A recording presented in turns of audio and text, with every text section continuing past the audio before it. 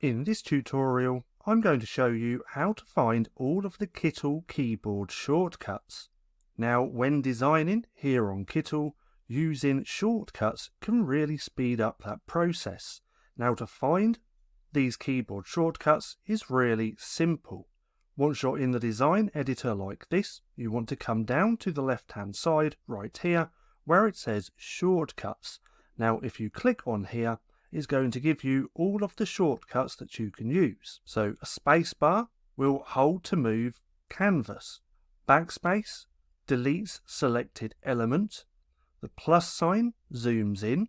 The minus sign zooms out. And we have all of these others just here.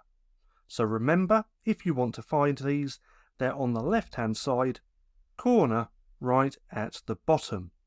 Now, for more short, bite-sized Kittl tutorials, click right here and watch this playlist.